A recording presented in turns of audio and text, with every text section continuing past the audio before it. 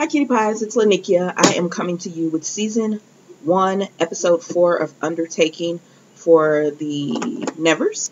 I can't believe they only have 2 more episodes left. I was thinking they would get it at least 10, but apparently it's only 6, but anyways. So let's just get right into it, and I'll just scatter my thoughts throughout. So we start off with the funeral of Mary, because as you know, last week she got killed by the man with the machine gun arm. And so they're at the funeral, and Amelia does not go. She's out drinking and getting drunk, and that's what we are led to believe that she's doing. But so everyone's there at the funeral, and then we'll find out later on they're called purists. So we've been talking about the guys with the purple cuffs on their arm. We were like, who are they? But we find out they're called the purists. And so they did have a dislike for the touched. Okay. So then we move on from there, and we see Amelia's getting drunk, and she's, started this huge bar fight and everything. So then after that, so the funeral is over, because the purists came and they hackle at the funeral. So that's all over with. Amelia's getting drunk. That's over with because, she gets the information that she's looking for while she was drinking and everything. So then the next scene that we see is the men are loading these crates, these huge crates, wooden crates. And the reason, and they're upset because they feel like these are explosives that they're loading and they're taking care of shipping, and they're handling dangerous material is what it is, and they feel like we should be paid more in order to handle this, to get it because we're risking our lives. Like, this could explode and we could die. But so Lord Matten comes, and he pretty much just tells them, listen, if you don't want to do it, there's other men that would do it. There's other illegal people that would do it. There's I could fill your job within an hour, so get to work. Pretty much. And so they get back to work, and then when he's leaving, one of his men says, you gave them a carrot, and he said they're taking the carrot, but we'll bring the stick if they have another uprising with the men. So he's not going to pay them more or anything, but they're going to have to handle these crates and all of that. So then we see Bonfire Annie, Horatio, Penance, and Amelia, and they're all talking on how they can find out about Mary's murderer. Different ways, like the people that they think might have done it. How can they find out, who's the suspects in the whole list and everything. And then Amelia tells,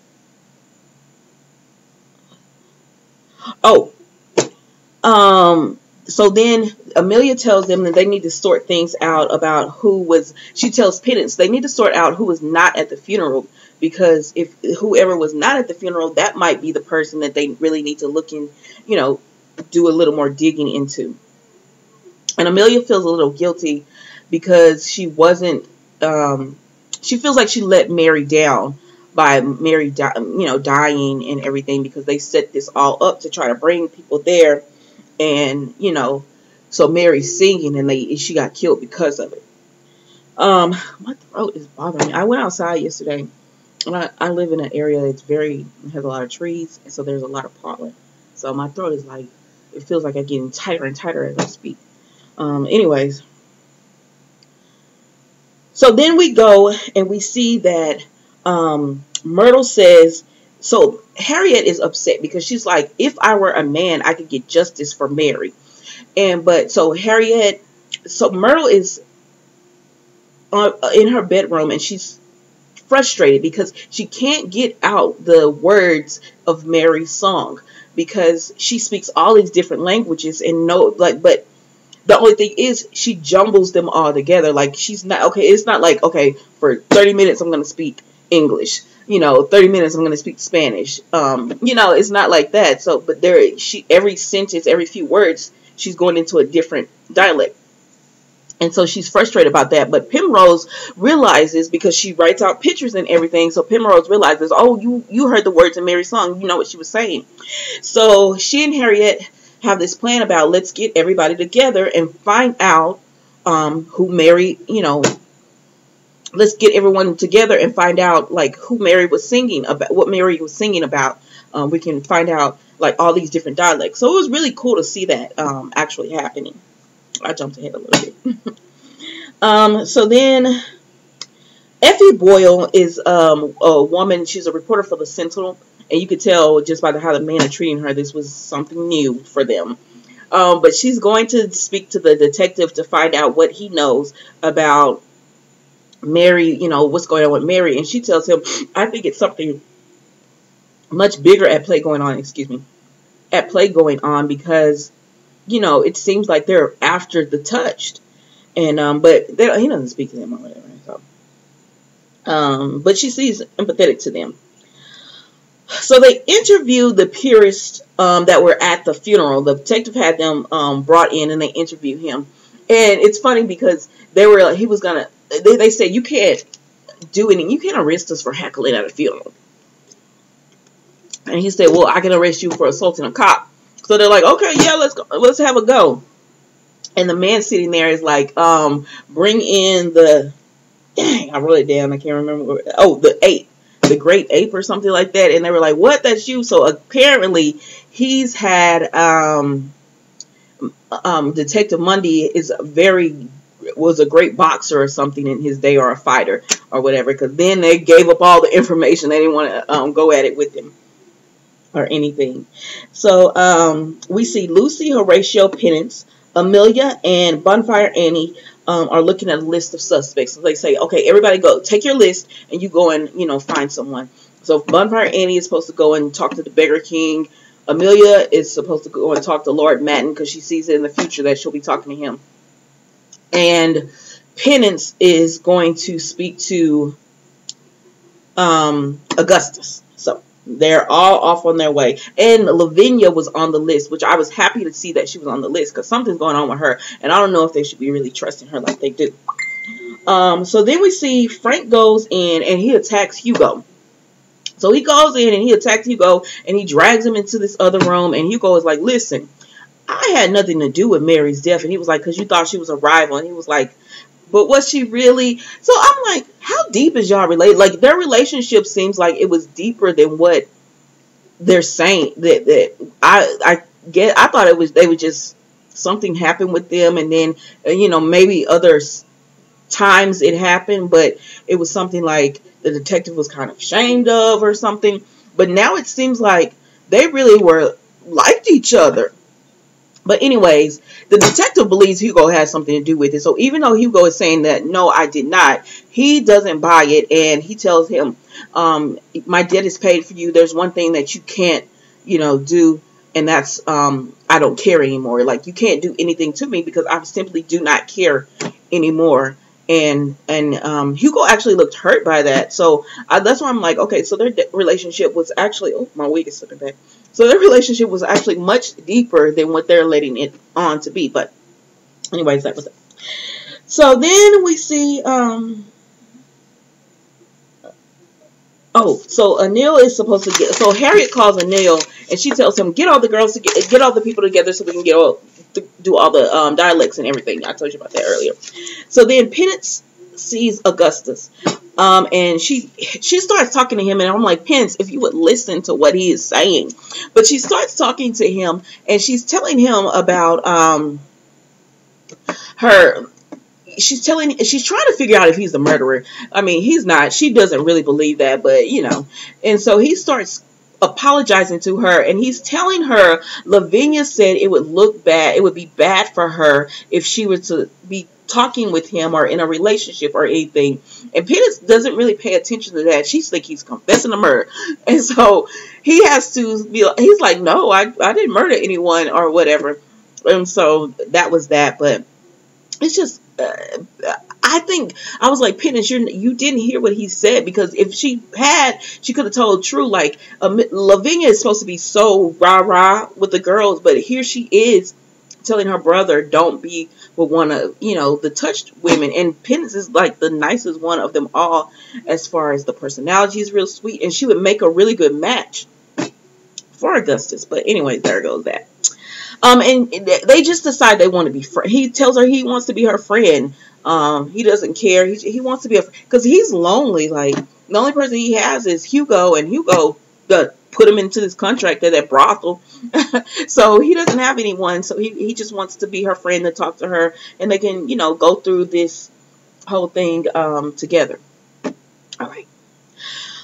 So then we meet Nimble with Bonfire Annie, and he tells her, listen, Burger King didn't do this. We don't know what's going on, but someone is trying to make it look like we're doing this, but he's not a part of that or whatever.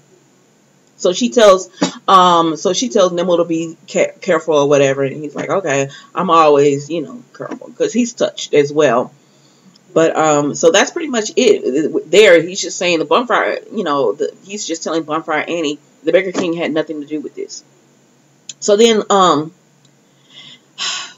Lord Matin meets with Amelia, and so they start playing this game about, okay, I'll be Mary, and you'll be the person who wants to have me, take it out.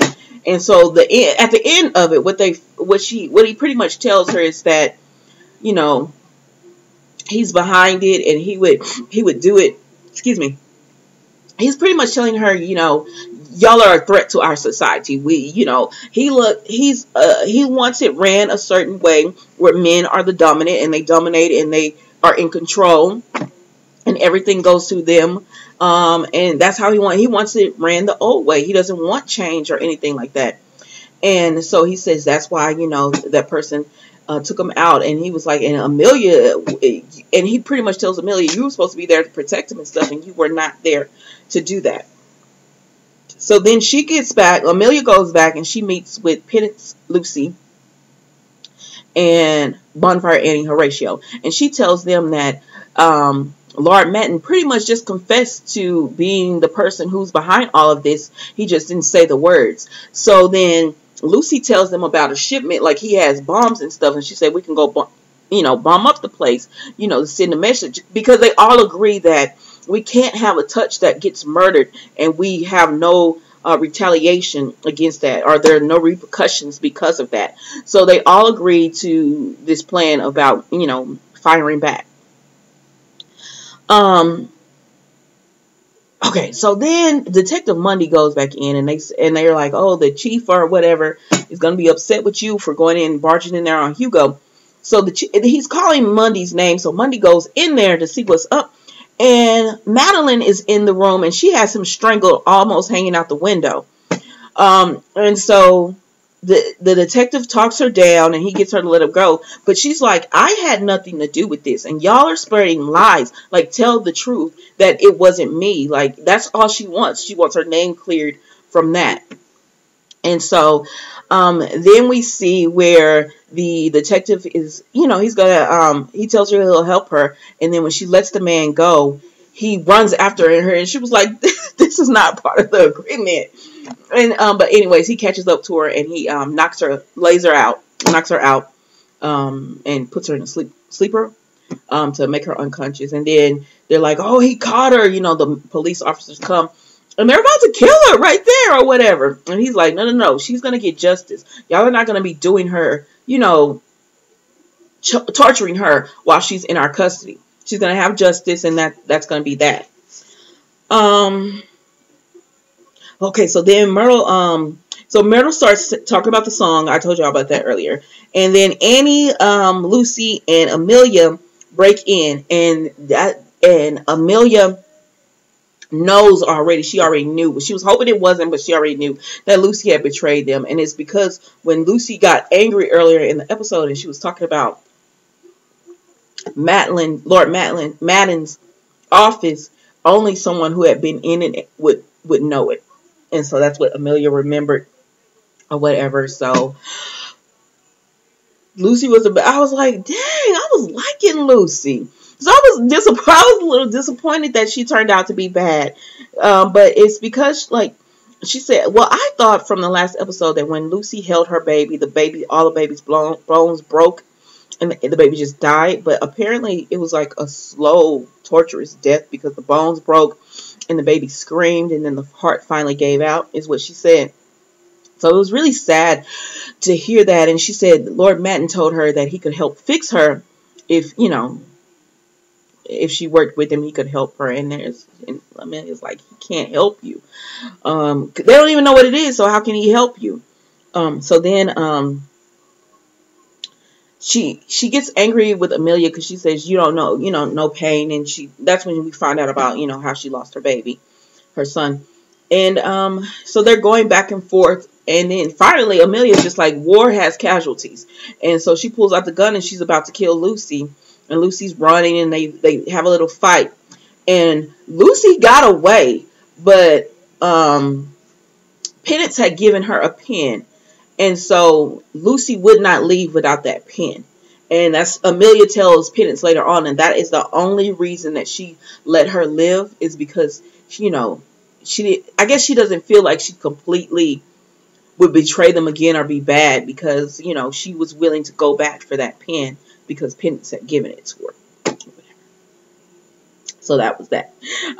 So then, okay. Then we see them tell that Lord Matten that because there's an explosion, so Lucy gave up the real location. So there was an explosion. No one was hurt, but yeah, so he knows now that Amelia knows. And then we see